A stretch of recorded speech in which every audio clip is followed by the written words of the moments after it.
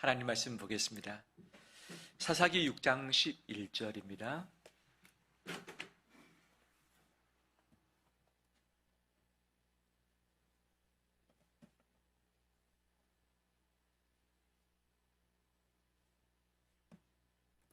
사사기 6장 11절 말씀.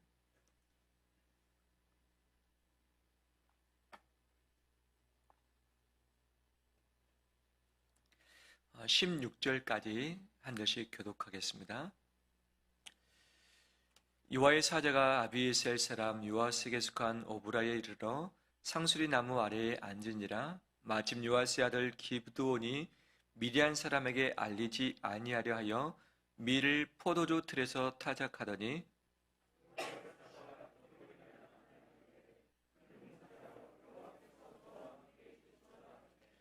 기드온이 그에게 대답하되 오 나의 주여 여호와께서 우리와 함께 계시면 어찌하여 이 모든 일이 우리에게 일어났나이까.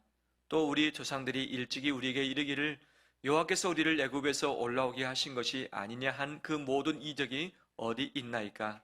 이제 여호와께서 우리를 버리사 미디안의 손에 우리를 넘겨주셨나이다 하니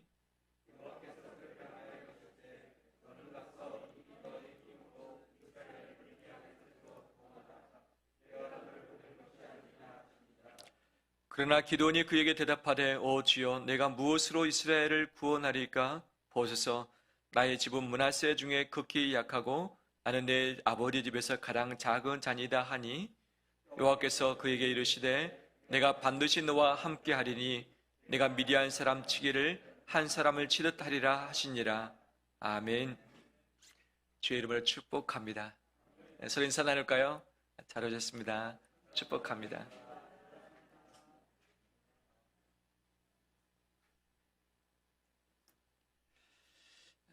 우리 부모님은 나를 뭐라고 불렀습니까? 이름 말고 나를 향해서 불렀던 어떤 의미가 담겨져 있죠. 긍정적인 부분도 있을 수 있지만 예전에 우리 부모님들은 그거보다는 주로 비하는 말들을 많이 했던 것처럼 보여집니다. 이 멍충이, 이 바보, 이 못난이, 네가 그래가지고 무엇이 되겠어? 너 그렇게 공부 안 되다가는 나중에 어떻게 살아가겠느냐? 그런 것들 많이 듣고 자라지는 않았습니까? 일반적인 부분도 있지만 어떤 적은 우리 마음에 상처가 되는 말들도 분명 듣기도 했었을 것입니다. 이 시대는 나에게 무엇이라고 말하고 있는가? 나는 누구인가? 나는 어떤 사람인가? 나는 괜찮은 사람인가? 아니면 부족한 사람인가? 나는 당당한 사람인가? 아니면 나는 뭔가가 흠결이 있는 사람인가? 내 자신을 어떻게 보고 있습니까? 괜찮습니까? 괜찮아 보입니까? 아니면 부족해 보입니까? 이 두 가지가 같이 섞여 있겠죠.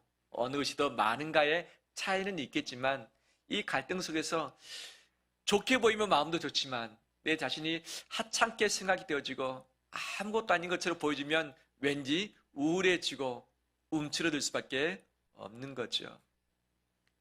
마음에 긍정적인 자아상이 있거나 자부심이 있으면 사람 앞에, 미래 앞에 떳떳하고 가슴이 활짝 펴지는 것을 봅니다.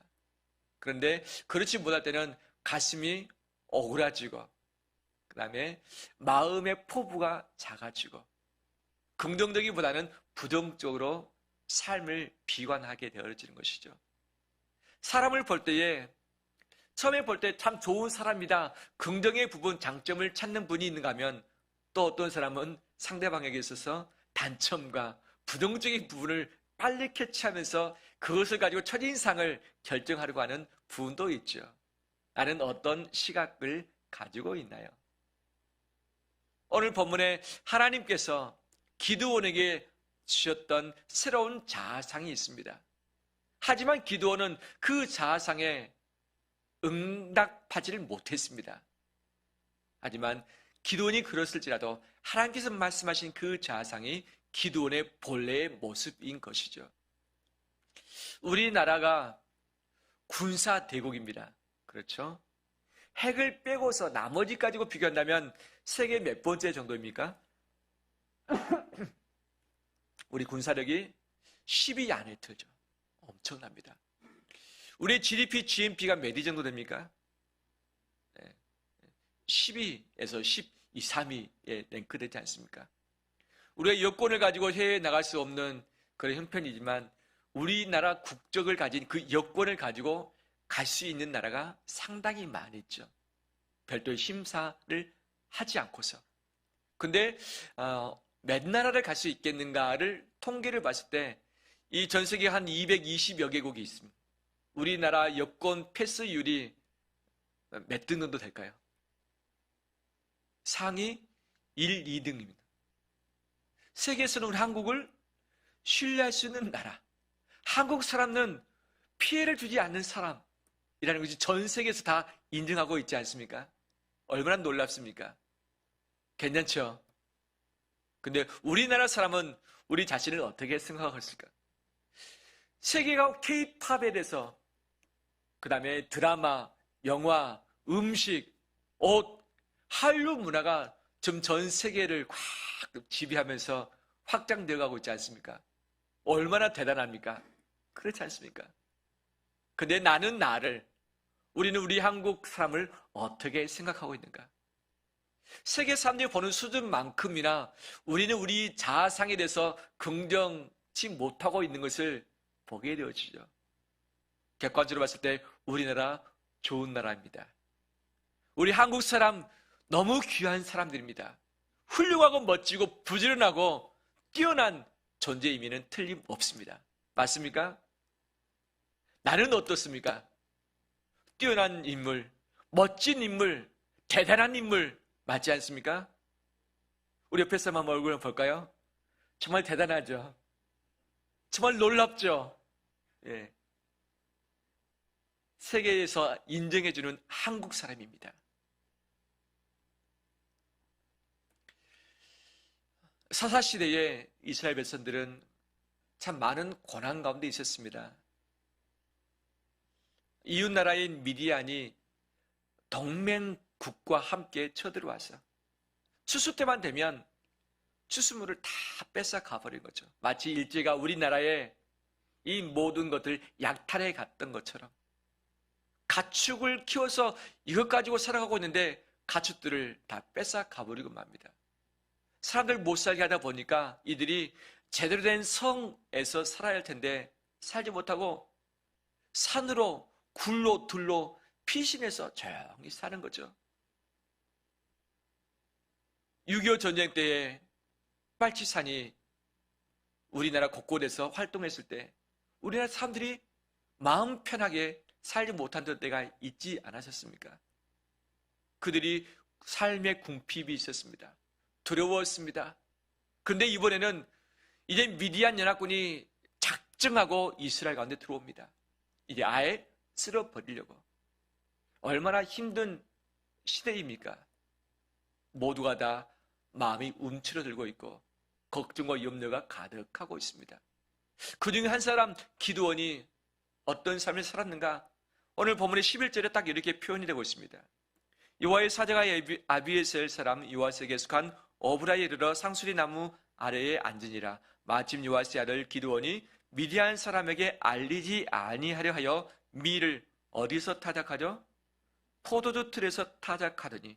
본래 밀은 타작 마당에서, 가장 넓은 마당에서 타작을 했습니다. 하지만 타작하는 것이 들킬 때에는 이 모든 것을 뺏김을 당할 수 있기 때문에 보이지 않는 포도주 틀에 가서 숨어서 조용히 타작을 하고 있는 것이죠.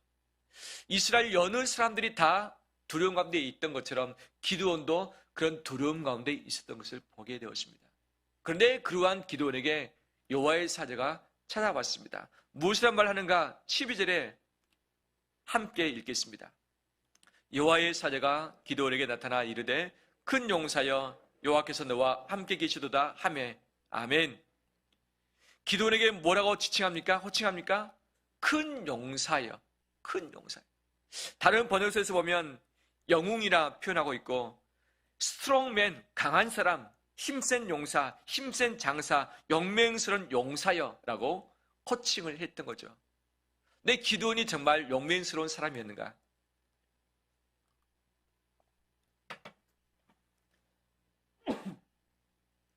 그렇지는 못했습니다. 용맹스럽지 못했던 거죠. 13절에 기드온의 생각을 바로 여호와의 사자에게 보고하고 있습니다. 기드온이 그에게 대답하되 오 나의 주여 여호와께서 우리와 함께 계시면 어찌하여 이 모든 일이 우리에게 일어났나이까? 또 우리 조상들이 일찍이 우리에게 이르기를 여호와께서 우리를 애굽에서 올라오게 하신 것이 아니냐 한 그 모든 이적이 어디 있나이까? 이제 여호와께서 우리를 버리사 미디안의 손에 우리를 넘겨주었나이다 하니 라고 하면서 하나님께 반문하고 있는 거죠. 따지고 있는 거죠.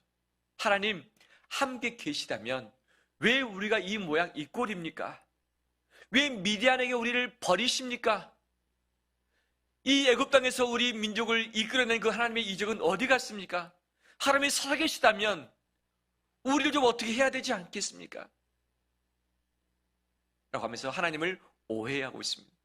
하나님을 믿지 못하고 있는 거죠. 하나님을 의심하고 있습니다.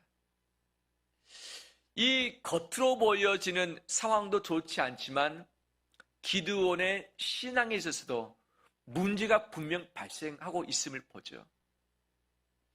이 마음의 상처가 많은 분들, 어렸을 때 자아상이 바르게 정립되지 못한 분들은 보통 오해를 좀 쉽게 하는 경향이 있는 것 같습니다. 나 너 좋다.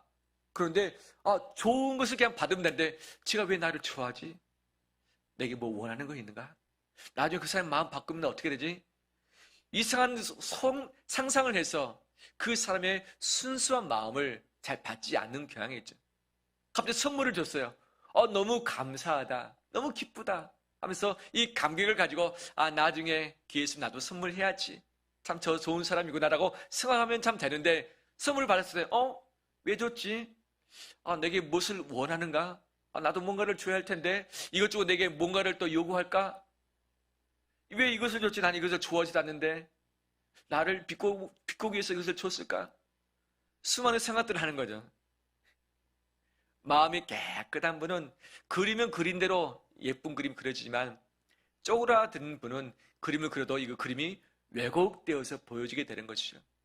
이 앞에 거울이 유리가 있으면 유리가 반반하죠. 그래서 얼굴 보면 그대로 보입니다. 이것이 오목하거나 벌룩하거나 또는 이그러질 때는 이것을 통해서 보게 되면 사람들이 다 얼그러진 모습으로 보여질 수밖에 없는 것 아니겠어요? 즉 마음과 가치관이 찌그러지게 되면 상대방을 시대를 찌그러지게 보는 것이 우리의 특징 아니겠습니까? 기드온이 이미 삶의 아픔도 있고 부족함도 있지만 그의 생각, 신앙까지도 다 찌그러진 상태인 것을 보게 됩니다. 하나님이 일부러 이들을 미디안에 붙였습니까? 하나님이 함께하지 않기 때문에 고통당합니까? 아니죠. 하나님이 하신 것이 아니라 이스라엘 백성의 죄 때문인 것이죠. 하나님을 제대로 섬기지 않고 우상을 섬기는 그들, 우상의 나라가 쳐들어와서 이들을 힘들게 만드는 것 아니겠습니까? 이들이 힘이 있다면 이 굴복당할 이유가 없죠. 그냥 맞서서 싸우면 되고 침략해서 도리어 뺏어오면 되는 것 아니겠어요?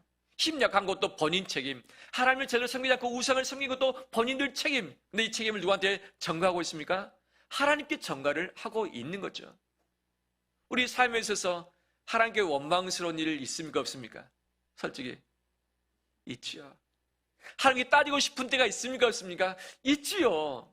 하나님은 전혀 그런 의도가 없었는데 하나님 모든 것을 그렇게 행하신 것처럼 이 시대를 향해서 우리 내 형편을 통해서 하나님께 따지고 반문하는 것이 우리의 모습의 일부 아니겠습니까? 기도는 이 마음뿐인가? 보면 15절에 또 이렇게 자기 자신을 표현하고 있습니다. 함께 읽겠습니다. 그러나 기드온이 그에게 대답하되 오 주여 내가 무엇으로 이스라엘을 구원하리까? 보소서 나의 집은 므낫세 중에 극히 약하고 나는 내 아버지 집에서 가장 작은 자니이다 하니 극히 약하고 가장 작은 사람 들어서 무엇에 쓰려고요?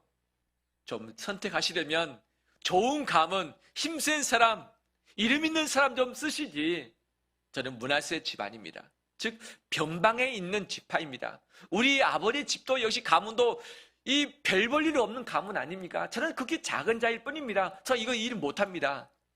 제가 제 자신을 잘 아는데 이거 감당할 거니 이 감당이 안 됩니다 라고 이야기를 하는 거죠.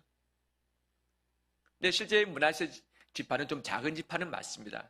그런데 그의 아버지 집이 가장 작은가? 그가 가장 작은 자인가? 아닙니다. 아버지 집이 당대의 그 시대 그 지역에서 유지였습니다. 유지. 힘도 있었고 연합력도 있었고 그 다음에 이 마을 사람들이 함부로 대할 수 없는 그런 집안이었던 거죠. 그 아버지가 그를 아끼고 있었습니다. 참 귀한 집안의 자식이었던 건데 기도는 자기 스스로를 너무 작은 자다, 아무런 볼품 없는 자라고 비하하면서 생각을 하고 있었던 거죠. 여호와의 사자가 나타나서 너희를 통해서 구원하기를 원한다. 그런데 또 의심합니다. 당신이 여호와의 사자인지 아닌지 내가 어떻게 알겠느냐? 보여달라. 그래서 음식물을 가져왔을 때 그것을 불로 태워서 여호와의 사자인 것을 증거를 해줬던 거죠. 어쩔 수 없이 나팔을 불었습니다. 사람들이 모였습니다. 싸워야 됩니다. 근데 또 의심합니다. 하나님, 정말 저를 택해서 미디안을 치게 하신 것이 맞다면 양털에 이슬이 있길 바랍니다. 양털에만 이슬을 내리셨습니다. 또 믿지 못했습니다. 그 다음날 양털 말고 그 주변에만 이슬이 있길 원합니다. 또 기도하는 거죠. 항구하는 거죠. 하나님은 또 그렇게 해주셨던 거죠. 300명이 남았습니다. 나가서 싸워야 됩니다. 하나님이 말씀하십니다. 너 들었느냐? 그러면 너 부하와 함께 미디안 진영에 가봐라 라고 말씀하시죠. 이때 기돈이 어떻게 합니까? 부하를 데리고 미디안 진영에 내려갑니다. 왜 내려갔을까요? 본인이 아직 두렵거든요. 아직 확신이 없거든요. 이 기도는 한마디로 말해서 겁쟁이였습니다. 하나님을 오해했던 자였습니다. 하나님을 불신했습니다. 자기 집안을 정말 작은 집안이라고 생각하고 있는 자였습니다. 하나님이 이적을 한 번, 두 번씩 보여주셨는데 그 이적을 믿지 못하고 또 의심하고 조바심 가운데 있습니다. 어떻게 보면 참 소극적이고 정말 낱낱이 못한 그런 인물이었던 것이죠. 그런데 하나님이 그 기드온을 무엇이라고 호칭합니까? 큰 용사여. 따라서 합니다. 큰 용사여. 큰 용사여. 네, 기드온이 큰 용사 맞습니까? 아닙니다. 큰 용사가 아니죠. 아니죠. 아마 기드온이 이런 모습이었는데 기드온뿐만 아니라 이스라엘 백성들 전체가 다 이런 분위기가 아니었는가 생각이 되어집니다. 세상 사람들이 보는 관점, 미디안 앞에서 아무것도 아닌 존재, 숨어서 미를 타락할 수밖에 없는 자기의 인생, 꼬라지, 이걸 봤을 때 정말 자기 자신은 아무것도 아니라는 그 생각이 가득했었던 거죠. 근데 자기가 자기 자신을 보는 것이 맞는가? 미디안의 입장에서 이스라엘 보는 그 입장이 맞는가? 시대 사람들이 자기를 향해서 말하고 있는 것이 맞는가? 그 무엇보다도 하나님께서, 창조주께서, 통치자께서, 만왕의 왕이 이야기해 주는 것, 그것이 진실이며 진리인 줄 믿습니다. 자기 자신을 이웃사람이 미디안이 그렇게 보았을지라도 하나님은 기드온을 큰 용사라고 보고 계십니다. 할렐루야. 하나님이 보신 것이 맞습니다. 우리를 부모가, 이 시대가 부정적으로 악하게 상처나게 말할 수 있고 볼 수 있습니다. 이것이 진짜가 아닙니다. 나를 아시며 창조하시고 지금도 모든 것을 보고 계시는 그 하나님이 해주신 말씀이 진리이며 진실인 줄 믿습니다. 코로나 시대를 지나오면서 한국교회는 신뢰를 많이 잃어버리고 말았습니다. 한국교회가 코로나 확장에 앞장서고 있는 것처럼, 코로나의 주범인 것처럼 계속 그런 분위기 가운데 왔던 거죠. 책임을 져야 되는 것은 정부 당국이고 해야 하는데, 이 정부 당국이 책임을 제대로 지지 않는 상황에서 벌어지는 그 일들을 국민에게, 특히 종교계에 이것을 전가시켜버리고 있는 그런 느낌이 들 수밖에 없는 거죠. 그래서 교회는 요즘 다 숨죽이고 있습니다. 머리를 들지 못한 채 머리를 숙이고 있고 마치 죄인이 된 양 살아가고 있는 거죠. 우리 교인들도 어떻습니까? 우리 교인들 내가 일부러 코로나 확산시키려고 막 발벗고 나선 분이 계십니까? 아니죠. 우리 교인들처럼 정말 코로나 주의하면서 방역에 앞장서고서 정말 조심조심하면서 내가 남에게 피해가 되지 않기 위해서 얼마나 애를 쓰고 계십니까? 맞죠? 할렐루야.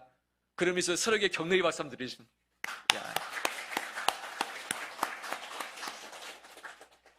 정말 예를 쓰고 있는 것이죠. 그런데 기독교 인구가 엄청나게 많다 보니까, 교회 숫자가 많다 보니까 그 많은 교회 숫자 중에서 0.001%가 간혹 실수를 할 수도 있고, 또는 정부의 대시책에 반해서 다르게 행동할 수 있는 것 아니겠어요? 0.001%인데 이것이 100%인 양 교회를 도배시켜서 부정적인 대상으로 만들어버린 것, 이것이 안타까운 그 자체죠. 이 분위기가 한동안 갈 것 같고, 이것 때문에 교회를 떠나는 자가 많고 교회를 불신하는 젊은 세대가 많이 일어나고 있는 것들을 보게 되었습니다. 그런데 한국에 있어서 복지의 예산을 누가 가장 많이 사용하고 있는가? 통계를 보면 정부보다도 기독교 교회가 쓰는 이 복지 예산이 더 많다는 사실. 할렐루야. 몇 년 전 통계 65%입니다. 우리나라에서 어려운 이웃을 위해서 쓰고 있는 이 복지 예산이 전체에 있어서 65%가 기독교 교회에서 쓰고 있다. 왜 이런 것들은 보도가 안 되고 있고, 왜 이런 것들은 광고가 안 됩니까? 소수의 일부가 했던 실수를 과장되어서 모두가 다 그렇게 하고 있는 것처럼 비꼬고 있는 것이죠.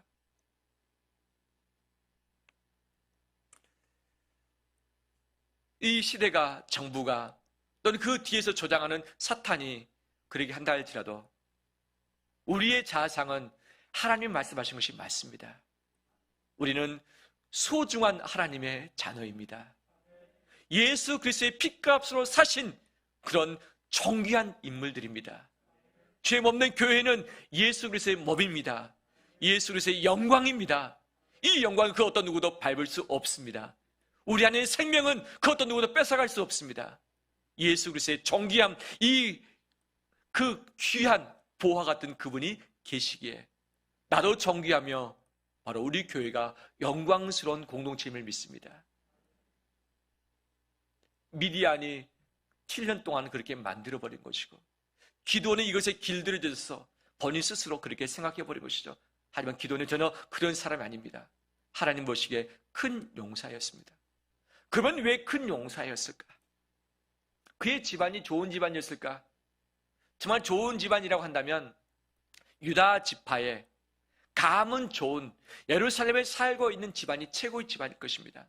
근데 문하세는 저 위쪽 집안입니다. 그 다음에 이름이 없는 집안이기도 하는 거죠. 그가 힘센 사람인가? 잘 모릅니다. 믿음이 충출한가? 아닙니다. 비교했을 때 잘 돋보여지지 않는 그런 인물인데 왜 그를 큰 용사라고 말씀하셨을까? 무엇 때문이었을까? 오늘 본문에 하나님은 두 번에서 말씀을 하십니다. 12절 말씀 함께 읽겠습니다. 여호와의 사자가 기드온에게 나타나 이르되 큰 용사여 여호와께서 너와 함께 계시도다 하매 아멘. 큰 용사인 이유가 여호와께서 어떻게 하기 때문에? 너와 함께 계시기 때문에 너는 큰 용사다. 이 용사라는 단어가 영어로 mighty라는 단어를 쓰고 있습니다. 큰이라는 단어를 mighty라는 단어. 근데 이것이 전능하신 하나님을 지칭할 때 그 mighty가 동일하게 쓰여진 것이죠. 전능하신 하나님, 능하신 하나님이 나와 함께 있기 때문에 나도 능하게 된다. 나도 전능한 자, 나도 용사다라고 표현되고 있는 것이 맞는 것이죠. 더 나가서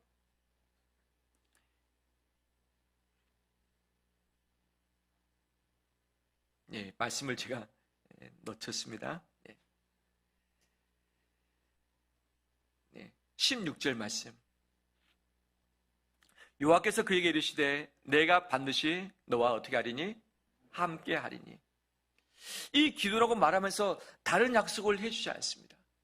내가 너와 함께 하겠다, 이 단어를 쓰시고서 그것 때문에 너가 큰 용사이며 그것 때문에 너가 큰 일을 해낼 수 있다 말씀하시는 것이죠.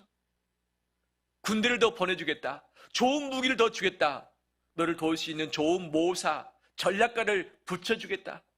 너의 팔에 근육이 뿔꾹뿔꾹 나와서 이 마치 뽀빠이가 힘있는 것처럼 너를 그렇게 만들어주겠다 하지 않으셨죠. 오직 전능하신 하나님, 모든 것을 알고 계시는 그분이 함께 하겠다는 그 한 단어만 말씀하셨던 것이죠.